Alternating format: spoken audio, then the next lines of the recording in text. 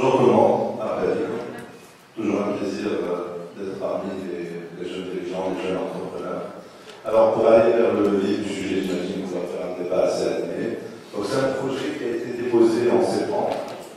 Alors, on parle de loi d'urgence économique et on est en avril et il n'est pas encore sorti. Donc je me demande, tout le monde se demande, est-ce que c'est vraiment une loi d'urgence qui n'est pas sortie dans l'urgence.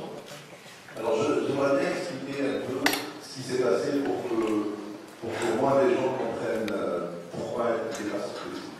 D'abord, comme vous le savez, et je parle sur le cercle principal qui représente le Parlement, il y a toujours toute une file d'attente dans les lois. Donc on ne peut pas vraiment soumettre des lois d'une manière ad hoc et espérer qu'elles sortent dans le mois à la fin. Donc si tu perds ton rang dans la file, voilà, ça pourrait entraîner un peu plus de retard pour les autres, pour qu'ils sortent dans le Parlement. Alors donc nous, on voulait faire vite en septembre pour être vraiment au début de la file. Ce qui s'est passé, c'est qu'après, il y a la finance, il y a eu la loi d'investissement, il y a eu plusieurs lois. Et on a eu un peu plus de réflexion pour voir ce qu'on veut réellement faire avec cette loi d'urgence économique. Donc là, je réponds à la question. Il y a deux grands volets. Il y a le volet marché public. Vous savez que maintenant, on est dans une situation où quand on a le financement, quand on a les études, quand on a tout, le projet pour qu'il commence, à partir de la date disons, de l'obtention du financement à la date d'exécution, ça peut prendre 2 ans. C'est-à-dire que le projet, on a eu le financement, on va dire, en janvier 2017, il commencera réellement l'exécution fin 2018, voire 2019. Vous pouvez imaginer que c'est plusieurs problèmes. La partie foncière est très, très grande. Donc parfois, il faut c'est très compliqué. Donc ça prend du temps. Et donc l'idée, c'est que les projets publics ou qui sont dans les plans vont être considérés comme des projets d'intérêt national, de faire un comité au niveau de la présidence du gouvernement qui va faciliter toutes les autorisations à faire. Donc l'idée, c'est de relancer l'économie par la bonne exécution des projets publics. Il y a ce gros volet. Et il y a un grand volet des projets privés. C'est-à-dire qu'on est dans une économie mondiale maintenant. On est dans un monde où il y a une concurrence de pays, où l'exécution, l'octroi des autorisations se fait à des vitesses beaucoup plus rapides que la nôtre. C'est-à-dire, je l'explique, je prends l'exemple. Demain, un gros constructeur automobile veut s'installer en Tunisie. À l'état actuel, il va passer facilement 18 mois pour obtenir des autorisations.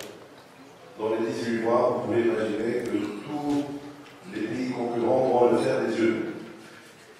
On n'est pas dans un monde clos, on est dans un monde ouvert et la concurrence est loyale. J'aurais fait pareil. Et donc, il faut s'armer d'un corpus légal, d'une législation qui nous permet d'aller plus vite. Donc, du côté privé, ce que ça va nous permettre, cette loi, c'est que c'est une loi d'urgence. Ce n'est pas une loi où on va donner des prérogatives à l'infini. On a demandé jusqu'à fin 2020, décembre 2020. C'est de permettre au chef de gouvernement de faire un comité à la présidence du gouvernement. Ce comité-là va faire foi de comité qui donne les autorisations automatiquement. C'est-à-dire, à partir du moment où ce gros projet est considéré d'intérêt national, ça y est, il faut qu'il se fasse. Qu'il se fasse rapidement. Je vais essayer de vous interpeller sur ce projet de loi, sa faisabilité aujourd'hui.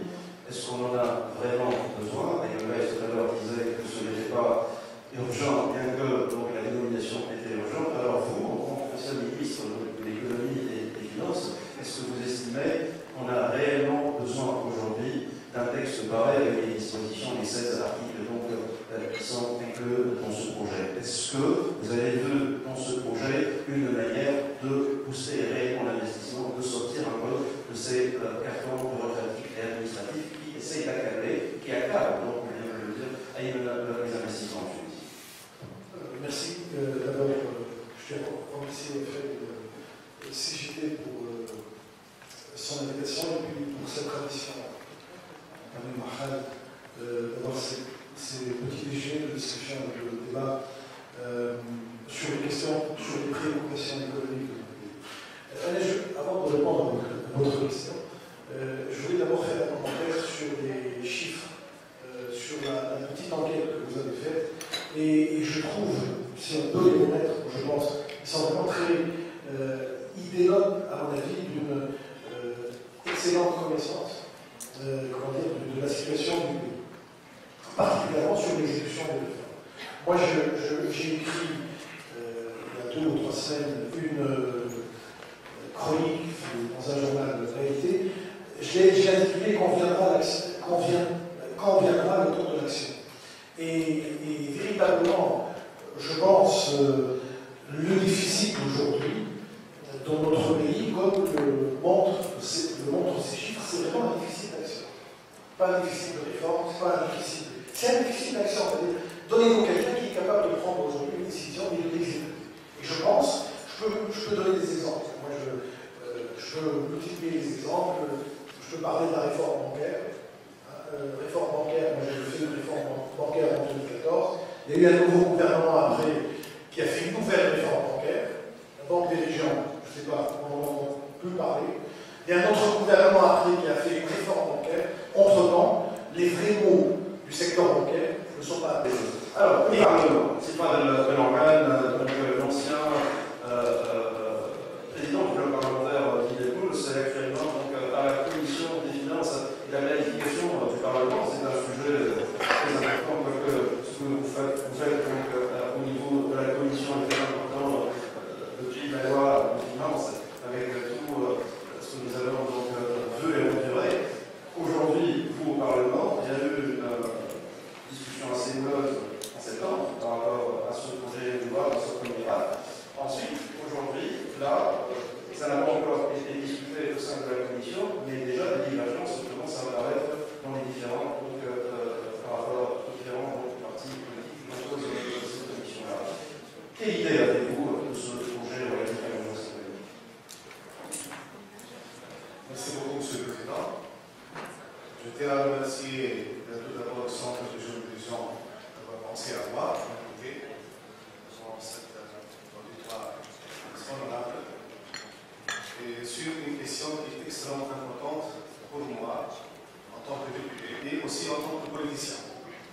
Mais si vous permettez, n'oubliez jamais que je suis avocat, donc je préfère me mettre debout pour bien parler d'une question aussi brûlante. Surtout que Monsieur le ministre m'a un peu provoqué, donc peut-être que ça va animer plus le débat. Donc, si vous voulez, je vais me mettre là, je suis présent. Et je vais parler en arabe tout à l'heure. S'il y a des questions en langue française, je pourrais répondre en français, si vous permettez, nos honorables invités. Donc, فيما يتعلق بالقانون بقانون طوارئ اقتصادية. هو يلزمنا الفترة دي باش نتكلم أنا كنائب مجلس نواب الشعب وعضو اللجنة الاجتماعية.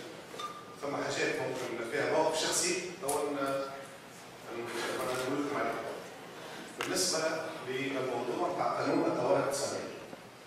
هو في الأول معرض على المجلس في سبتمبر 2016 عرض في شكل قانون يتعلق بالطوارئ الاقتصادية. وقت جينا نشوف فيه ما فماش حاجة في الفصول بتاعه اللي هي تحكي إجراءات على الطوارئ الاقتصادية. ما معنى الطوارئ الاقتصادية؟ ما هي هذه الطوارئ الاقتصادية؟ ما هي الإجراءات الاستثنائية المطلوبة للاستجابة لهذه الطوارئ الاقتصادية؟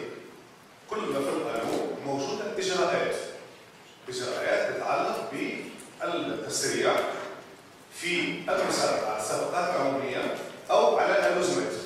الصفقات العمومية توصيل مارشي بوبليك اللي معناها صفقة عمومية، يعني هي صفقة طلب عروض تقوم به الدولة أو مؤسسة عمومية أو مش عمومي، أو لزمة في كونسيسيون. كونسيسيون تقوم بها الشركة التونسية للشحن والترصيف، تقوم بها الدولة في مواني، في كما كان يحكي السيد الوزير الضفري مثلا على الميناء العقيدة بها عريقة، لا يعتبر في إطار لزمة. لما نجي نطبق الأوامر هذه المتعلقة بالصفقات العمومية أو باللزمات العمومية، معدل الإجراءات مثل ما أشار المهندس الرئيس هو طويل نسبيا، يعني عام ونصف المعدل ما أقلش من 12 شهر في كل الحالات. يعني سنة. وبالنسبة لنا أعتقد أن 12 شهر معناها وقت طويل جدا بالنظر إلى المشاريع اللي هي المطلوب احنا معناها باش نعملها، سواء كان حبيب الأسباب الاقتصادية، الأسباب الاجتماعية، وكذلك الأسباب السياسية. خاطر احنا 2019 آخر 2019 قلنا سنة طويلة. إذا هذه الأسباب هما مشروع قانون ماهوش كيف ما اسمه يقول عليه، هو مشروع يتعلق بالتعجيل في الإجراءات. إذا من هنا صعب بدل العنوان.